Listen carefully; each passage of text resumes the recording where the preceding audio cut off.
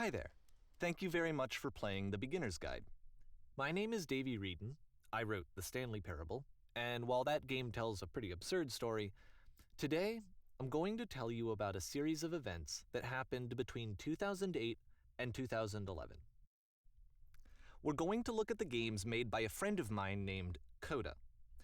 Now, these games mean a lot to me. I met Coda in early 2009 at a time when I was really struggling with some personal stuff, and his work pointed me in a very powerful direction.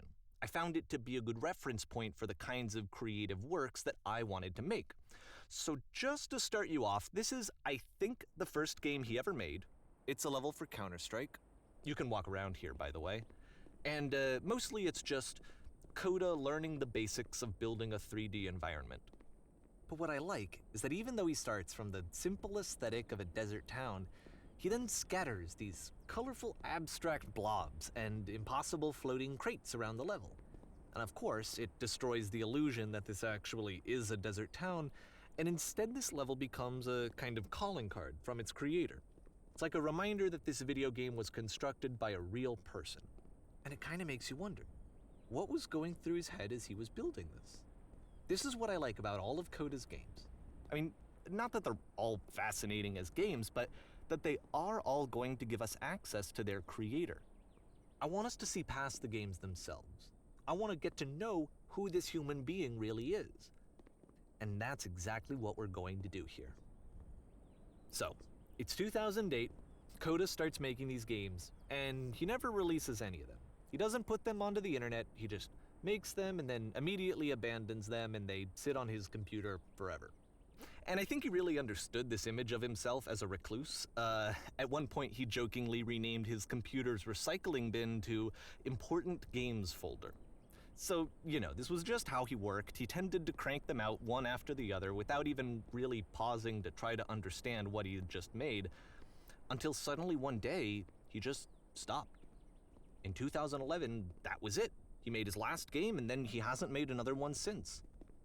And that's why I've taken this opportunity to gather all of his work together, is because I find his games powerful and interesting, and I'd like this collection to reach him, to maybe encourage him to start creating again. And if the people like you who play this also happen to find his work interesting, then I'm sure it'll just send that much stronger of a message of encouragement to Coda. So thanks for joining me on this. If you have a particular interpretation that I haven't mentioned here, or if you just need to get in touch, you can email me at daveywreden@gmail.com. Okay, that's about it for introduction. Let's take a look at Coda's first proper game. As each game is loading, I'll show you the date that it was completed. This first one was made in November 2008.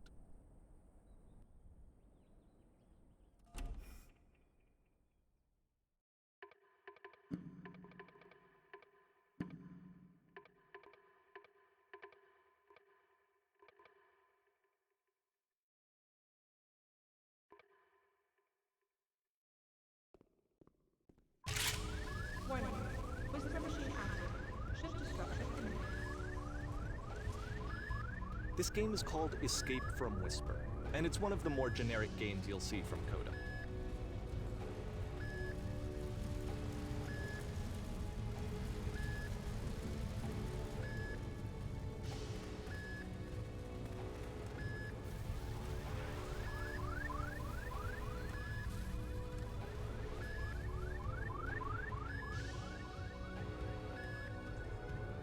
Security call breached. Hostile alien life forms inbound.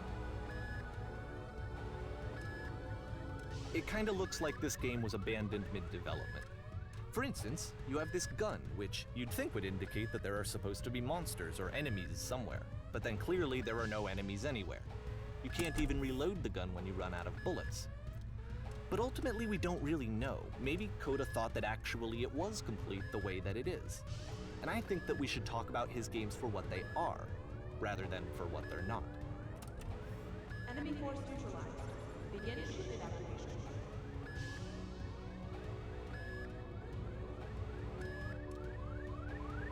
I love how you can see the bottom of the universe from this room.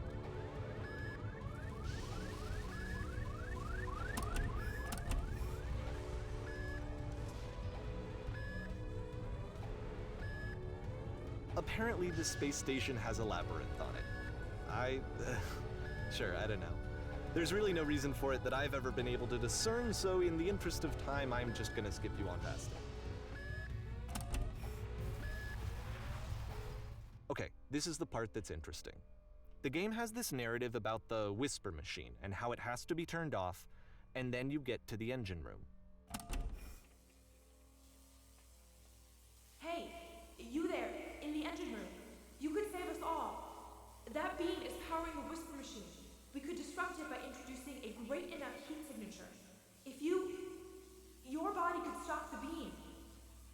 It's so much to ask, but for all of our lives, would you do it? Could you give yourself?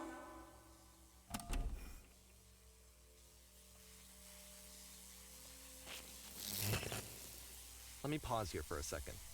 What you just experienced, stepping into the beam and then dying, is probably what Coda had initially intended when he was developing this level. But when he first compiles and plays it, something goes wrong. There's a bug somewhere. And this is what happens instead.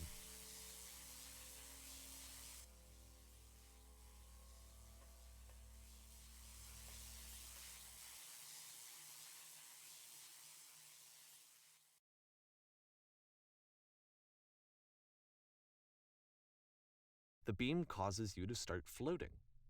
And this is an important moment for him.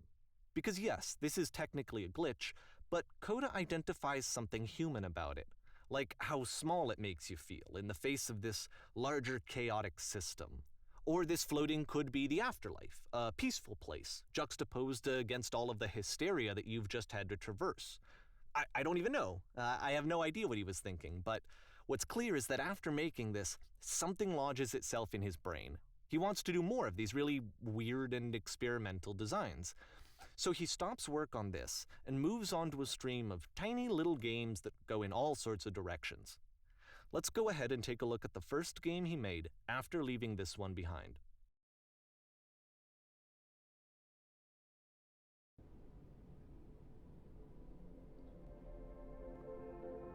Yep, in this game you can only walk backwards.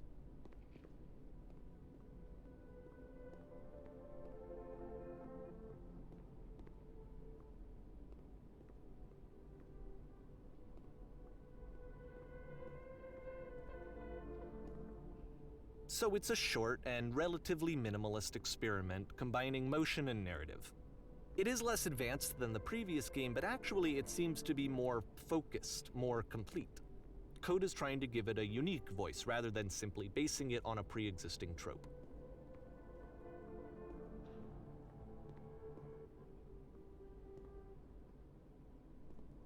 It's a short little thought, it says what it wants to say, and then it ends. Didn't need anything more than that. Which to me is why it works, because it gets out quick. Okay, next one.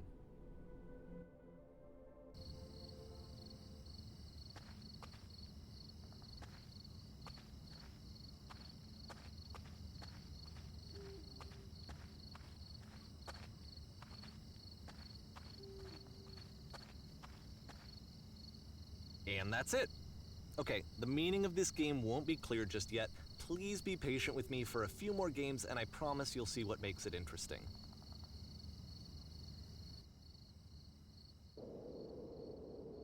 Oftentimes, Coda would put bizarre titles like this one at the start of his games. I wish I'd known him at the time that he was making these early games. He would really only talk to me about his work as he was making it. Once he stopped work on a game, that was it. It was dead to him. And I don't agree with that at all, but what are you gonna do?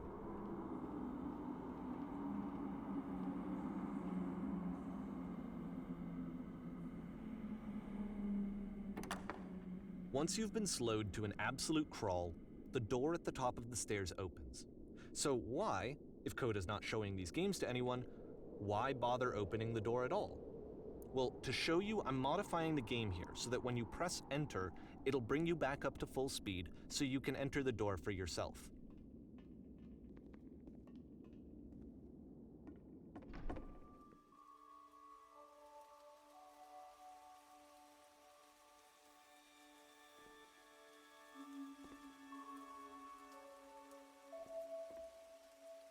a room that's warm and nice and filled with little ideas for games.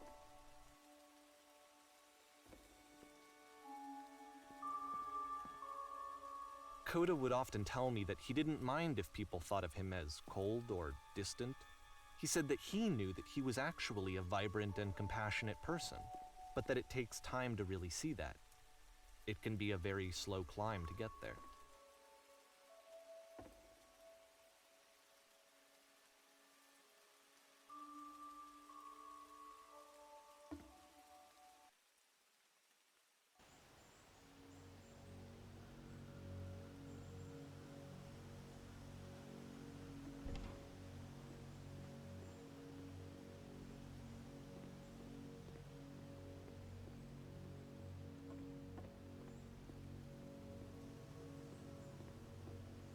Well, this is new for Coda. It's an actual puzzle. Go ahead and see if you can solve it.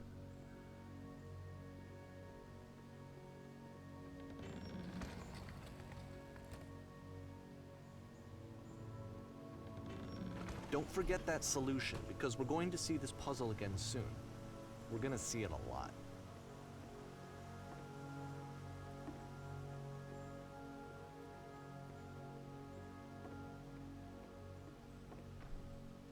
So that seems to be it, right?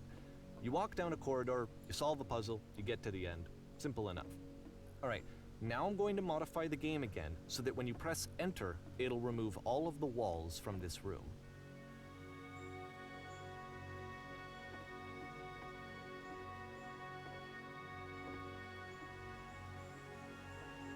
How about that? There was more to it than we had any way of knowing. I actually find it funny that this game comes after the Stairs game, since they essentially convey the opposite idea. So, in the Stairs game, a dull exterior concealed a rich interior. And then, in this level, a dull interior hides this fantastic outer world. Either way, I think that the point is the same, is that most of the time you don't get to know what you're missing, or even that you're missing anything. That's not your role as a player. So if your role here is not to understand, then what is it?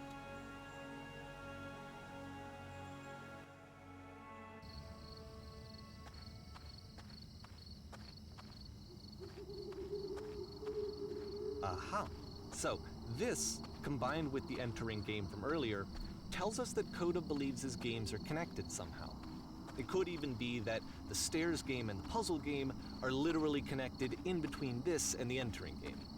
There's a bigger picture that all of his games are meant to play a role in, some larger meaning that we won't be able to grasp until we've seen all of them. And once we have, we can step back and start to understand what exactly that bigger picture is.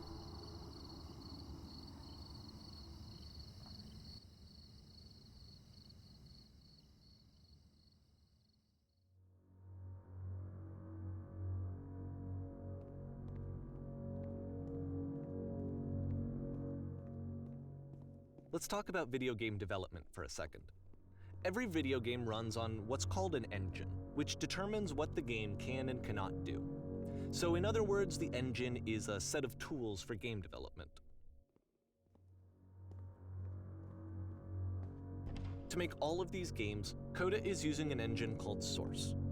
Like all engines, Source has certain things that it does well, and it has certain things that it does poorly. One of the things that it does very well is boxy linear corridors. That's why so many of Coda's games are set in these large, flat, empty rooms, is just because he's working with what the engine does well. The tools available to the creator shape what kinds of creative work they're going to end up making. You might consider paying attention to the architecture in Coda's games to notice how they seem to stem from an engine that's very good at producing linear, boxy corridors.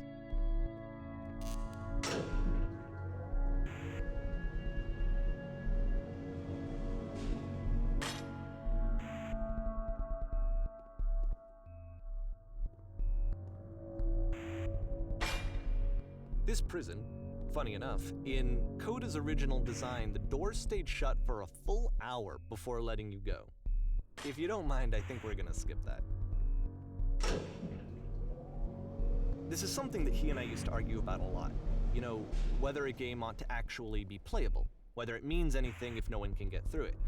And I would always defend that, all this work goes into the game, why not make it playable and accessible? And so we just got into heated arguments over it, and there was one time that after one of these conversations, he went home, and a day or two later, he sent me a zip file entitled Playable Games that was full of hundreds of individual games, each of which was just an empty box that you walked around in and nothing else.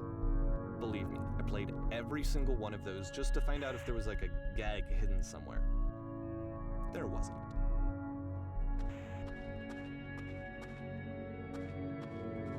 It's the puzzle again, with the exact same solution as the last time.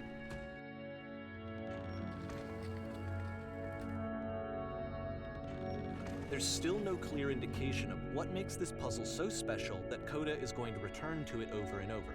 But I promise I'll share with you my interpretation very shortly.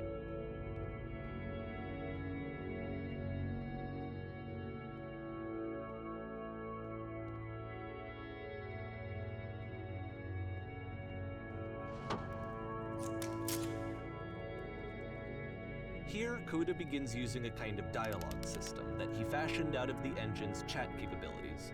Use the 1, 2, 3 buttons on your keyboard to respond.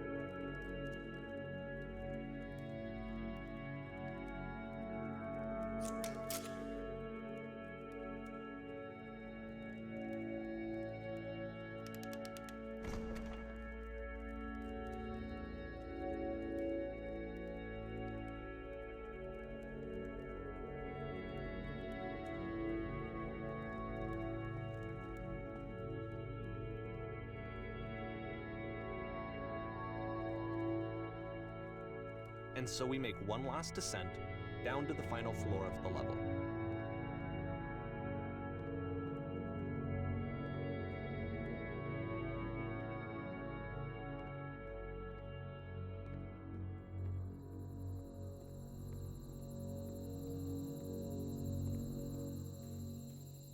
It's a lamppost. Okay, I can't tell you quite why, but for some reason Coda fixates on this lamppost. It's going to appear at the end of every single one of his games from here on out. I'll tell you what I think. I think that up to this point, he's been making really strange and abstract games with no clear purpose, and maybe you can only float around in that headspace for so long. Because now he wants something to hold on to. He wants a reference point. He wants the work to be leading to something.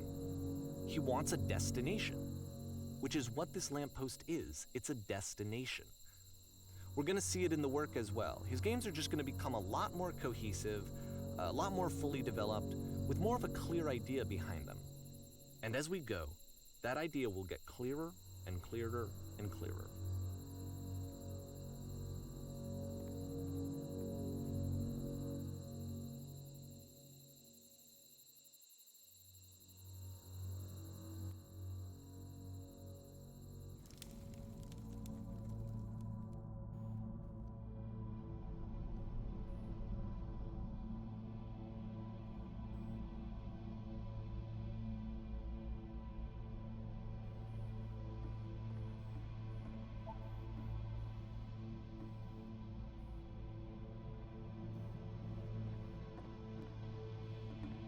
So first off, I'm sure you can deduce this, but this game is not connected to the internet. All of the notes that you're gonna see have been written by Coda. This was actually the first game of his that I ever played. This was shortly after I met him at a weekend game jam in Sacramento, where I grew up. I saw him working on this very level, and it was just so different from anything that anyone else was doing. So right away I was like, I have to be friends with this person. In retrospect, I think I was probably a bit too pushy, trying to get his attention. I was over-enthusiastic. But he was very gracious about it and very patient with me. And I cooled off eventually.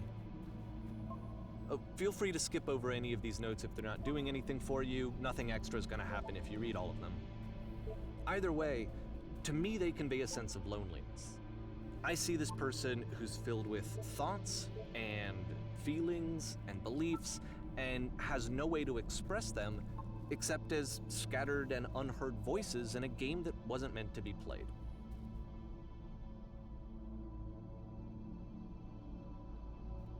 But it's ironic, isn't it, that in playing this game and seeing how alone Coda often felt, that we get to know him better and actually kind of connect with him.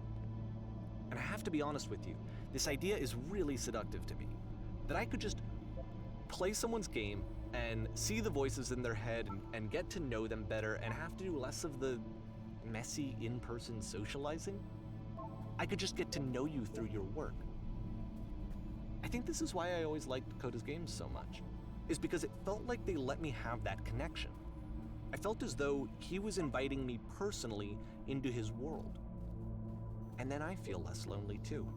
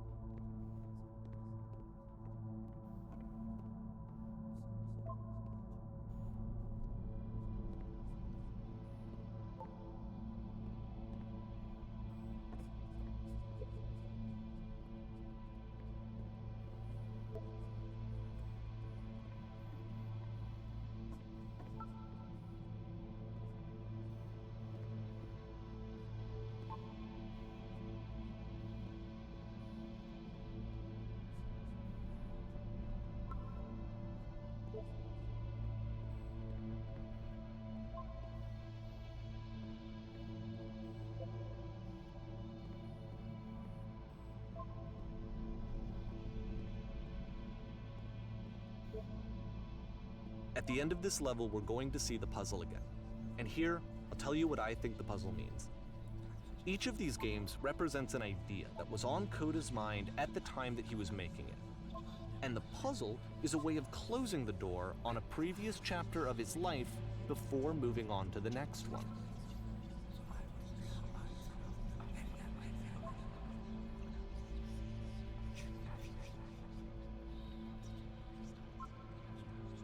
In each of his games, after exploring a theme that, he might find difficult, Coda can then place this puzzle that he knows has a reliable solution, he understands exactly how it works, and so it gives him a simple mechanism for moving on.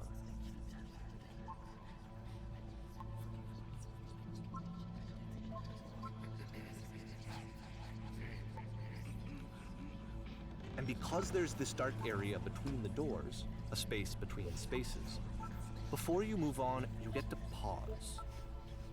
Just for a moment, a few seconds to reflect on and let go of the events that led you here.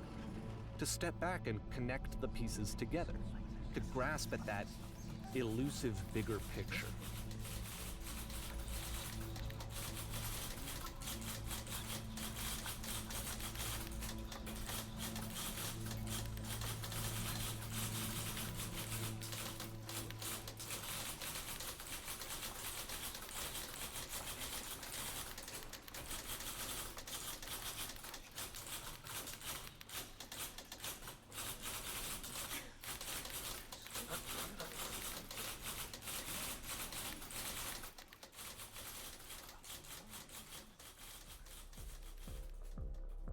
Okay, this one is tough.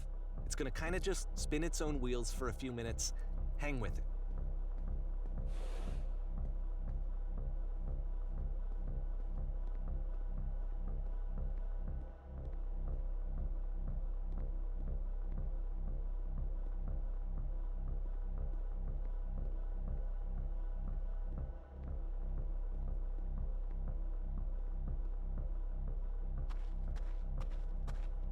See, this is it, the whole game. And there's nothing that's particularly interesting about it. You just walk to the end of a hallway. Except, for some reason, Coda gets really fixated on this prison that has all of this modern furniture. And I don't know why, but he decides he needs to revisit this prison. He's gonna start over, use the same assets, turn it into something else. Okay, cool, here's version 2.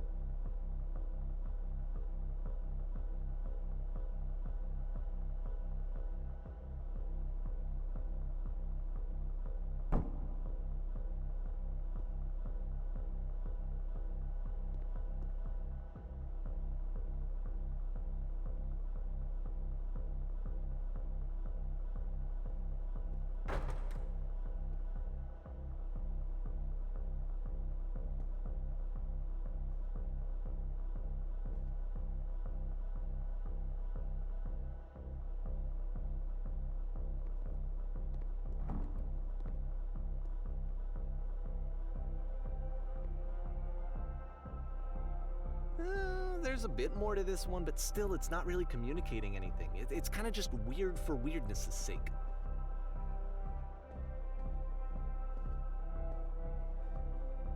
So okay, he throws it out and starts over. This time he comes at the prison idea from a different direction.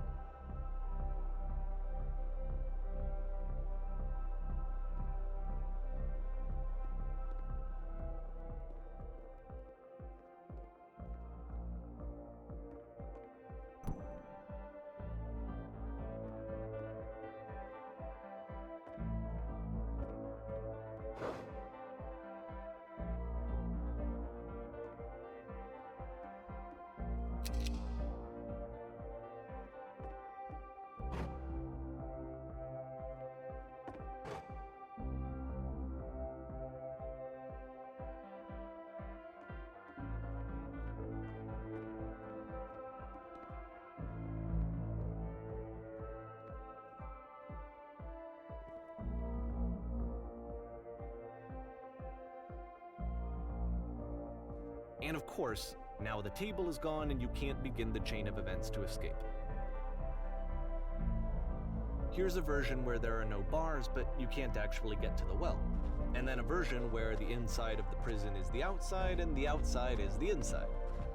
Let me just blink you real quick through a few more of these. I mean, he really unloaded on this prison idea. There's nearly a dozen of them.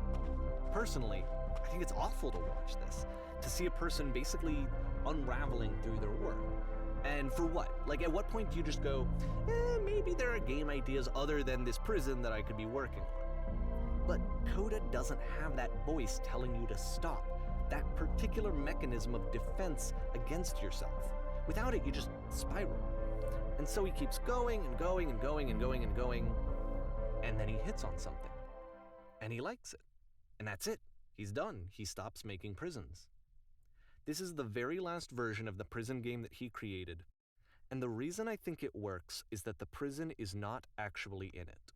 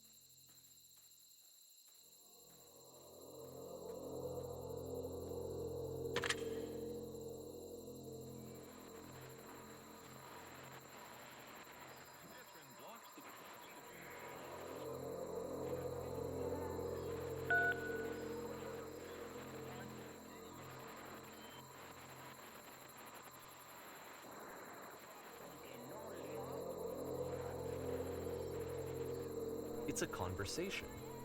And so this is what Coda wants, is to be able to talk to someone, to share what's on his mind, and to get some good advice from someone who knows. But the irony is that even in this scenario, you're still talking to yourself. You know, all of these games so far are Coda talking to himself.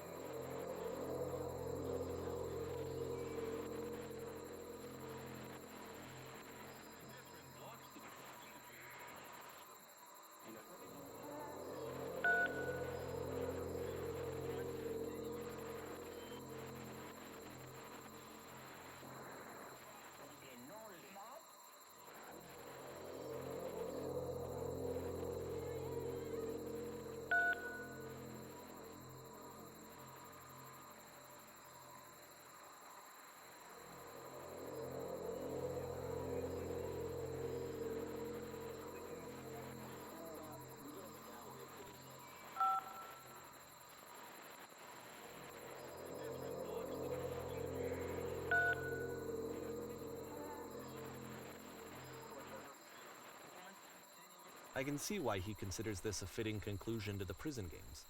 After all of the obsession and frustration, just to be told by someone you can trust that things are going to be okay. Wouldn't that be nice?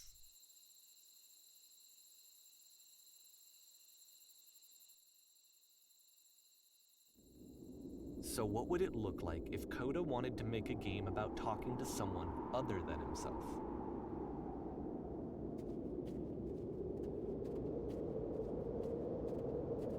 To me, this environment is meant to represent Coda's puzzle, with the two doors on either side and a dark transitional space between.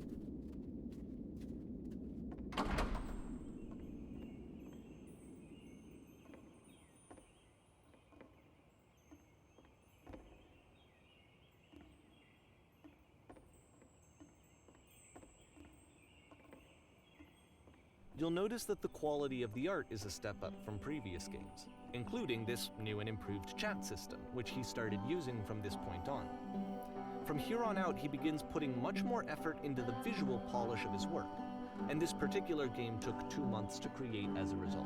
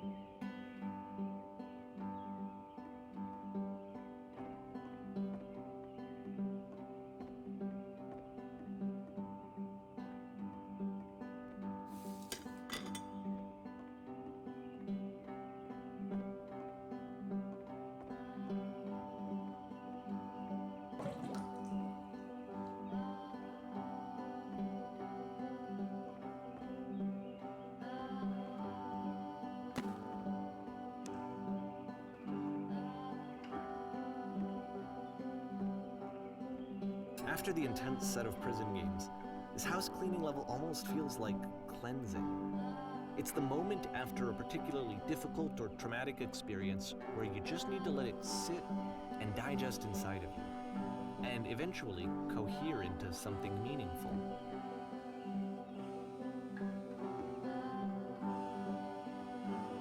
I know that Coda really liked this game. Of all of his work, actually, this was the only one that he called me up to ask me to come over and look at it. This was during a period of a few months where he was like grossly happy all the time, just walked around with a constant smile on his face.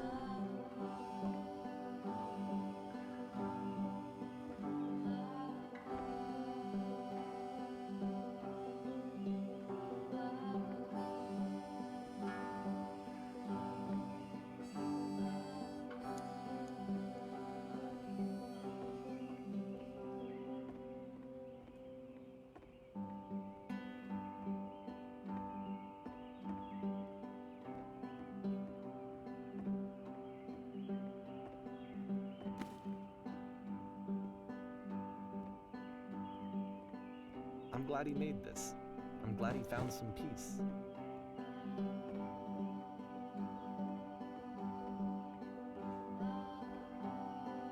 But, of course, it can't last. The music stops, your companion is gone, it's time to leave. The door at the top of the hill is now open as well. Again, you can't stay in the dark space for too long. You just can't. You have to keep moving. It's how you stay alive.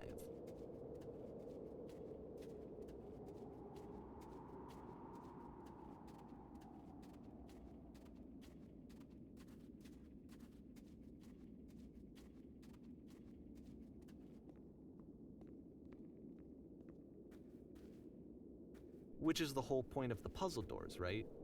That sooner or later you have to pick up and move. I really thought that was the point of it.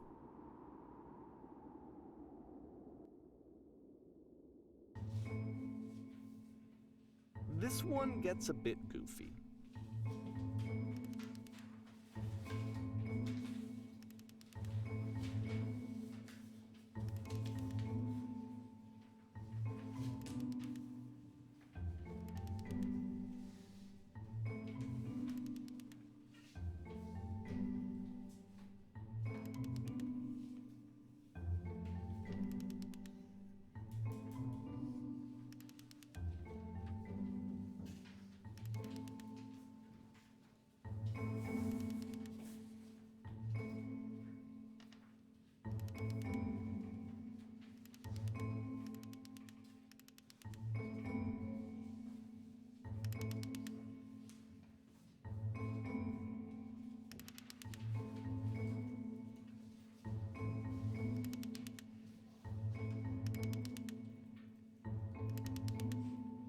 About halfway through the game, the perspective shifts.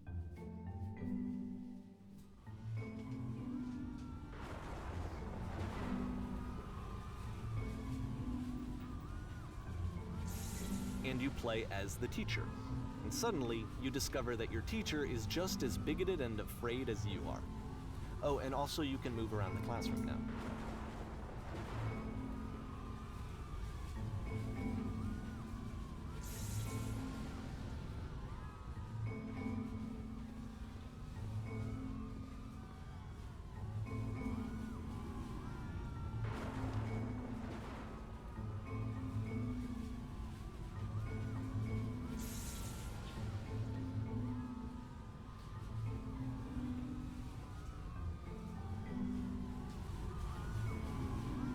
I fell pretty hard for this one.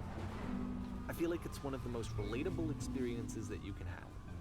To assume that some other person is perfect and totally fulfilled in every way, and completely miss all of the little flaws that make them painfully human. I think about this game a lot these days.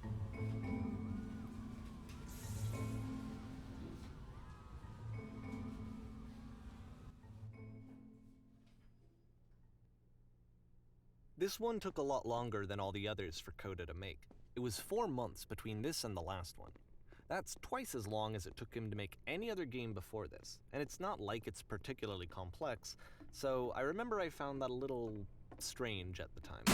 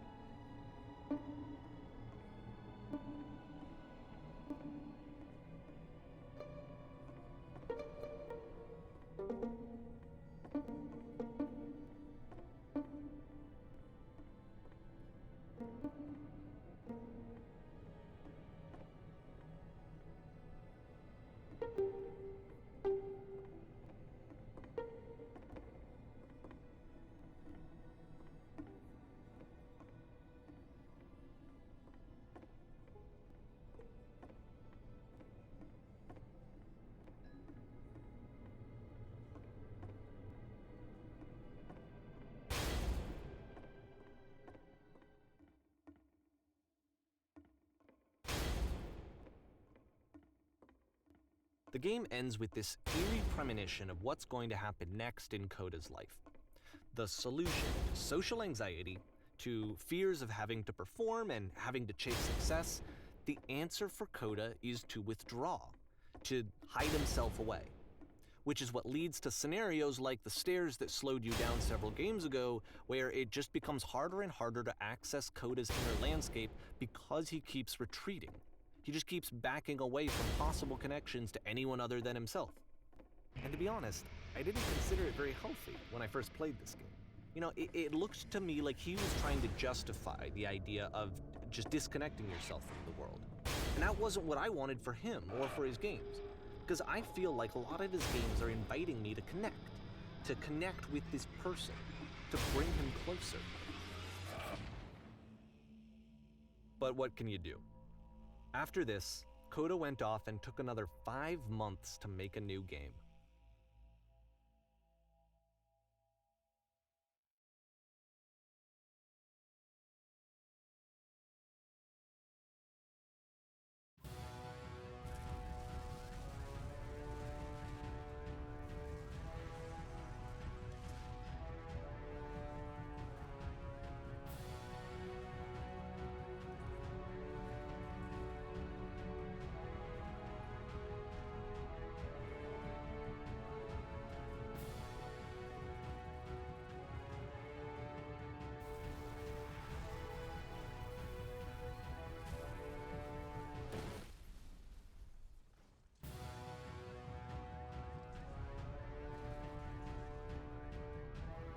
You should probably open your eyes if you haven't already. It's pretty much impossible to solve otherwise. And there is a solution, by the way.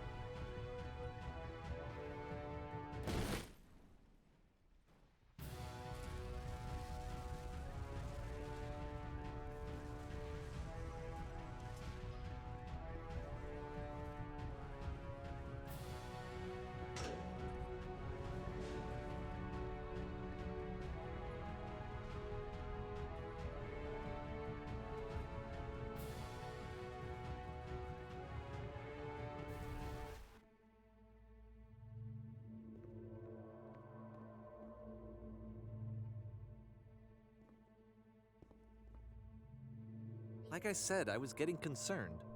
First off, he's never been this explicit in his work about exactly what he's thinking. So where's that coming from? But then even weirder, his work has potentially stopped being an outlet for him. Not like he's having trouble iterating on ideas, but he literally just can't think of new ideas anymore. And in person, he was being a lot more distant than usual. Like, you know how sometimes a person will just deflect anything that you say in order to keep themselves disconnected all the time? It was that kind of thing.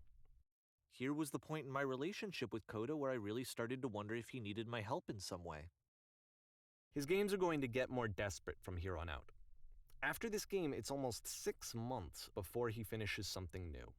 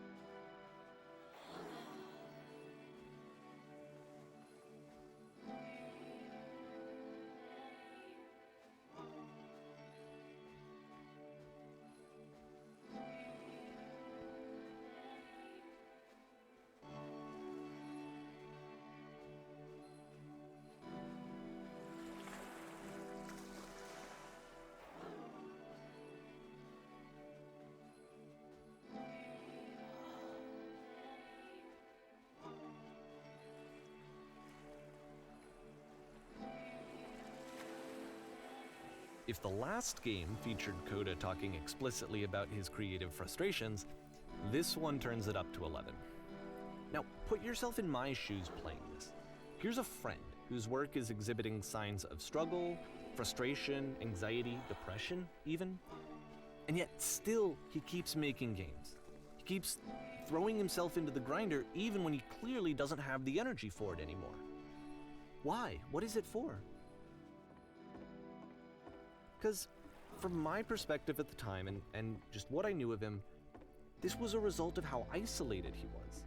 He was in his own little bubble, just sitting at his computer all day, not really showing these games to anyone, not releasing them onto the internet, and so he didn't have anyone outside of himself to connect with. He had no outlet to ground himself on.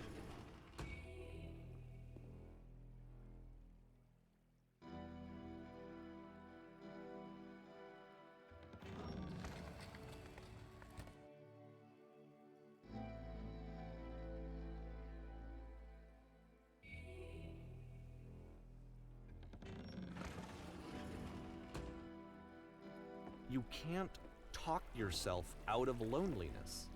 It doesn't work that way. You can't be the one writing both the questions and the answers. Then there's no movement. Then there's no circulation. If all of your anxieties are being channeled into your work, then if the work ever fails, you have no backup and you're just going to crash.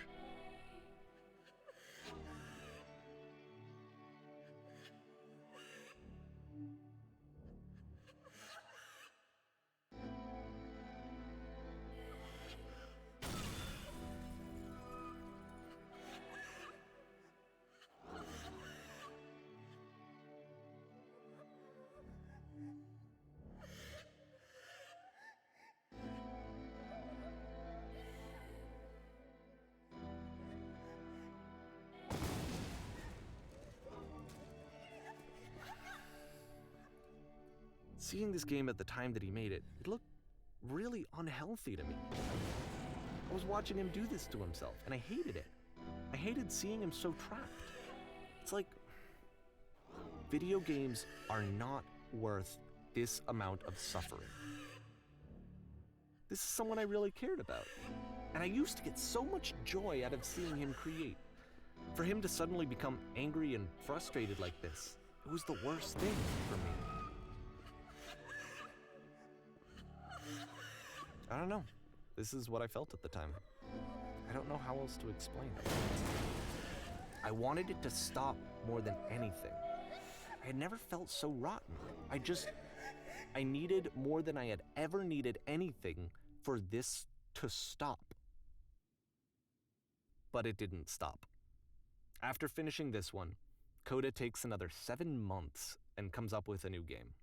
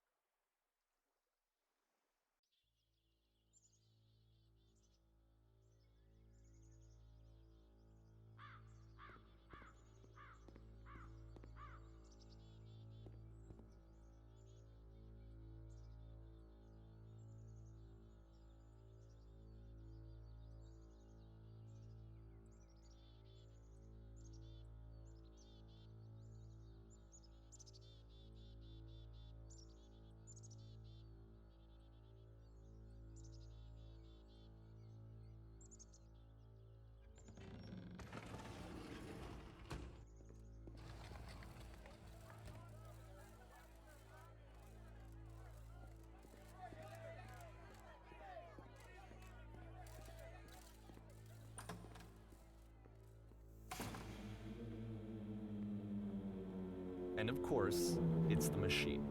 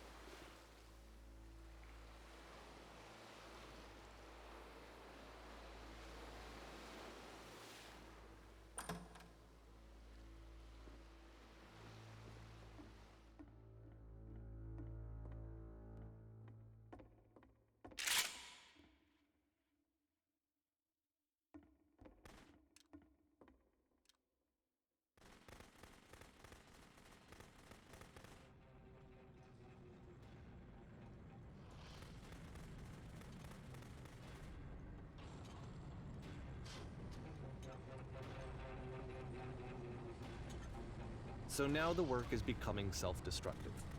And I'll tell you, at the time that I first played this game, shortly after he made it, here's what I'm thinking to myself. I'm thinking that Code is stuck in his own head, and that it's having a very negative effect on him, and that all he needs to do is just start showing his work to people, to get some actual feedback on his games. It might get him out of isolation. And so, as I'm thinking this, I realize that I could be the one to initiate it.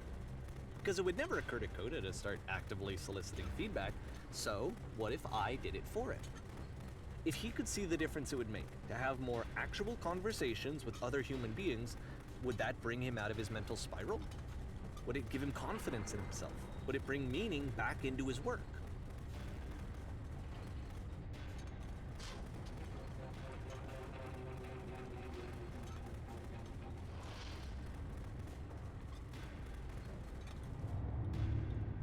So I started showing Coda's work to people. I took this one, and the islands which you just played, the theater, the notes, the house cleaning game, and some of the prison escape games. I brought them to people that I knew and trusted. I asked their opinions. And the great part is that they really loved his games. You know, the point of it all was just to give him some external reference point, but they genuinely loved his work. There was nothing for him to be afraid of.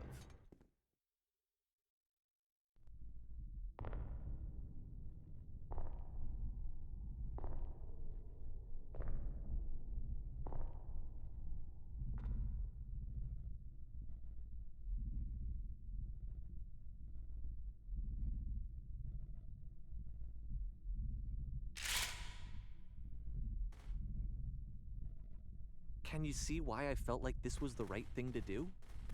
Because it's the thing that I always feel like I need, to be told that my work is good, that I am good. When someone really connects with a thing that I've made, when they see themselves purely in my work, there's nothing that feels better.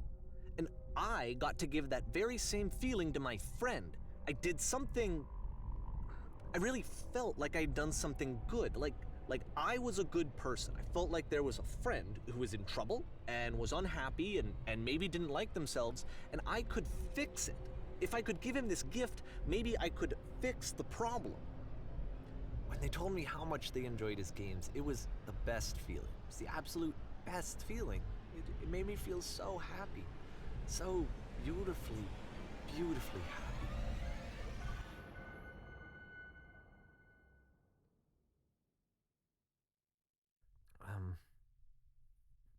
So anyway, Coda finishes this game, and then really he just kind of takes off for a while. So this is June of 2011, and I didn't hear anything from him for several weeks, I guess. And so out of nowhere, one day I get an email, and it's got a private link to a new game of Coda's. This one is called The Tower, and to my knowledge, it's the last game that Coda ever made. So let's take a look.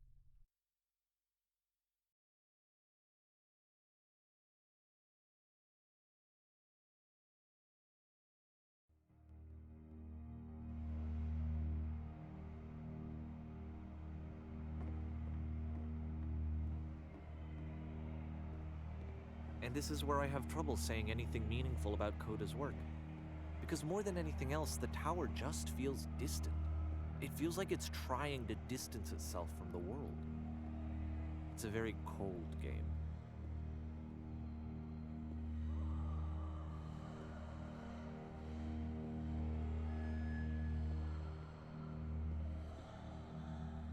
This room actually has a maze in it. Except that all the walls of the maze are invisible. And then every time you touch one of the walls, there's this awful flashing and noise, so the experience is really miserable. The game goes beyond not being meant to be played, it actually seems to despise the player for trying to play it at all. But I do want to show you the rest of the levels, so when you're ready to continue, press enter and I'll put a bridge over the maze.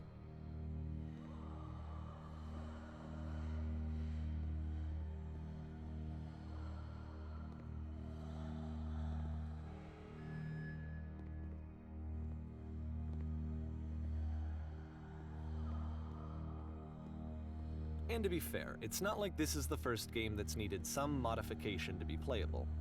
Like the house cleaning game. You know, that one used to actually loop the cleaning chores and you just cleaned a house forever. I had to cut it off so that you could exit the house and the game would actually end. But that game had an idea that it was actually trying to communicate. What's the deeper idea behind the invisible maze? The only way past this challenge is to randomly guess the 6-digit code. Like the invisible maze, it's frustrating to me, because it's the opposite of everything else that Coda has made. It doesn't encourage thought or engagement. It doesn't ask anything of me, except a lot of my time. If I could have reached him during this time, then maybe I could have asked him, but I couldn't. I still don't really understand why this is here. I'll put the code on the ground for you here, though, so that we can move on.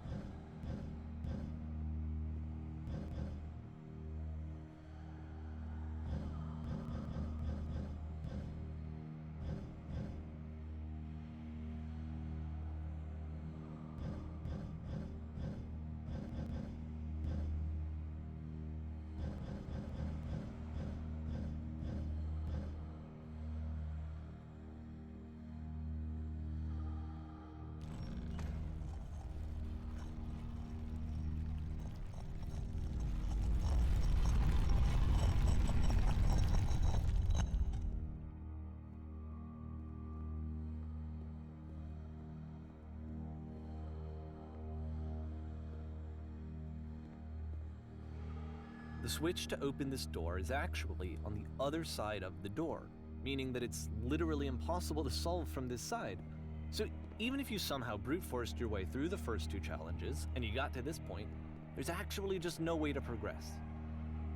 And it's scary for me, the idea of Coda cutting himself off entirely, just saying, you know, that's it, that's the end of the conversation, not giving me any way to fix the problem. I feel like a failure, I guess, when I can't fix the problem. But I can open this door for you, so let me do that. Was I a failure for not understanding this game? I mean, I don't know why I would be. It's not like everything needs to have a solution, but I feel it somehow. I feel like I failed, and I don't understand why. I remember, it's June of 2011. I'm playing this for the very first time. And as I'm playing, I'm thinking to myself, I don't know this person. I have no idea who this person is. It wasn't the guy I knew, it wasn't my friend. I had come to so many conclusions from looking at all of his work up to this point, and then suddenly none of them... I had been trying to, though. That was the thing. For years I was trying to get to know him, to understand who he actually was and what he stood for. I asked him so many times to please just tell me what his games mean to him. I asked him please to tell me what the 3 dots mean. And he wouldn't.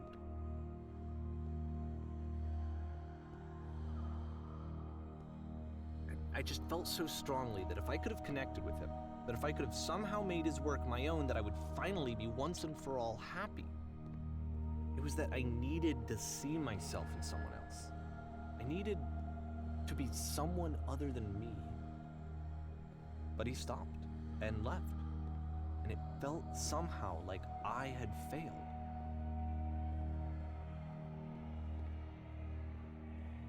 Where did I screw up?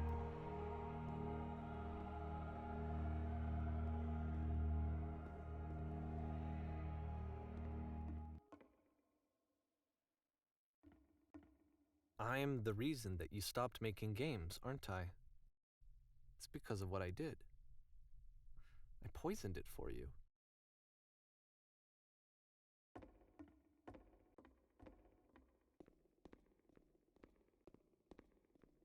I don't think I ever told you this, but when I took your work and I was showing it to people, it actually felt... it felt as though I were responsible for something important and valuable.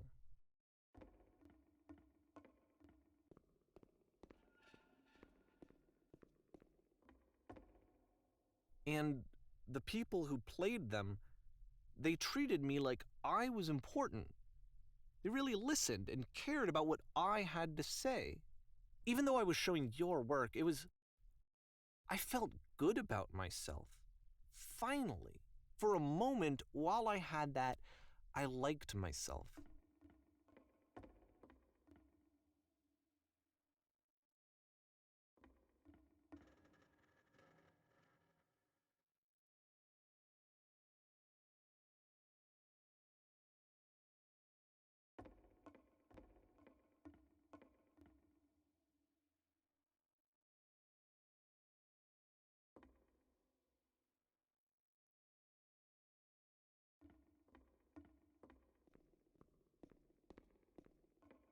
And then you stopped, and I didn't have anything left to show people. I just had to be with myself. And as soon as that happened, there was no feeling at all. Nothing. Less than nothing. What does that mean?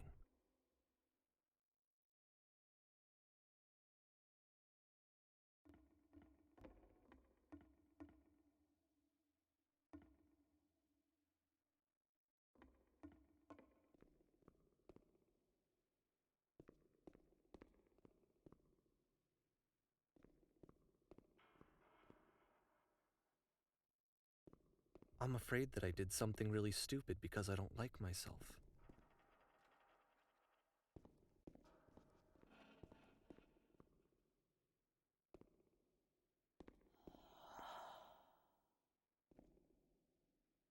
That's why I'm releasing this collection of your work, is because I haven't been able to find any other way to reach you.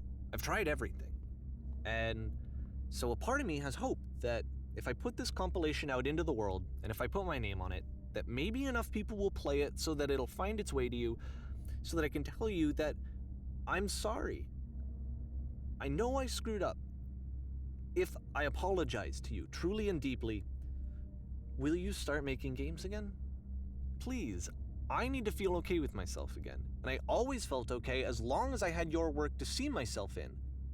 I mean, is something wrong with me? Because I know that I did an awful thing, and I'm doing it again right now. Like, I'm showing people your work, but I can't stop myself from doing it. That's how badly I need to feel something again, like I'm an addict. There has to be something wrong with me. Can I apologize? What if I tell you I was wrong? Will that work? Will that fix it? I don't know. I don't think it will, but there's nothing else that I can do. Just tell me what you want. I'm sorry. I'm sorry. Please, start making games again. Please help me. Please give me some of whatever it is that makes you complete. I want whatever that wholeness is that you just summoned out of nothing and you put into your work. You were complete in some way that I never was. I want to know I want to know how to be a good person. I want to know how not to hate myself. Please. I'm fading, and all I want is to know that I'm going to be okay.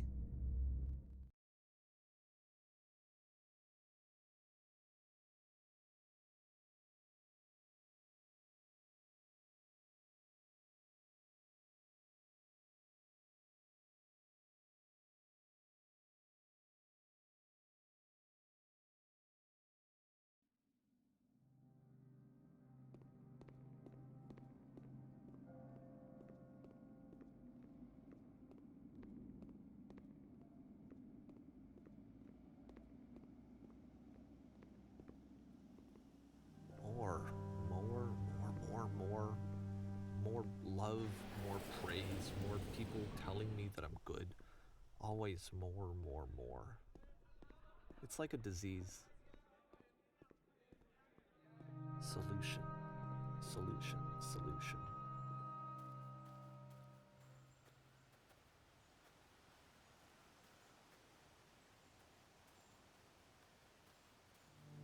I guess if someone had told me ahead of time that he just really enjoyed making prison games, maybe I wouldn't have thought he was so desperate.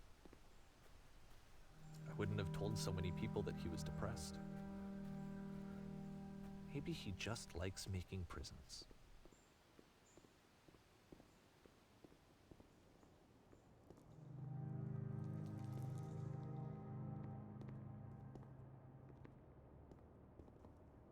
Even now, the disease is telling me to stop.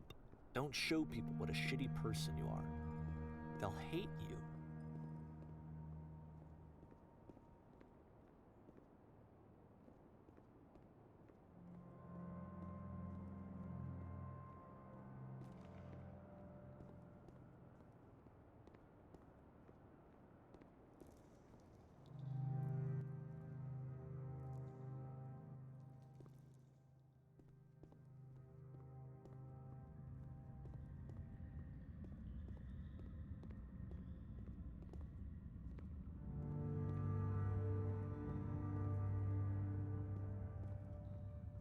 if I knew that my life depended on finding something to be driven by other than validation, what would that even be?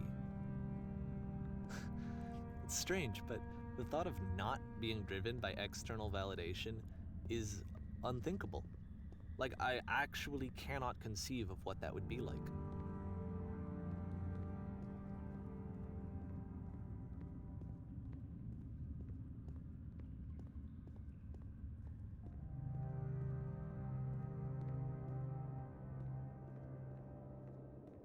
What now?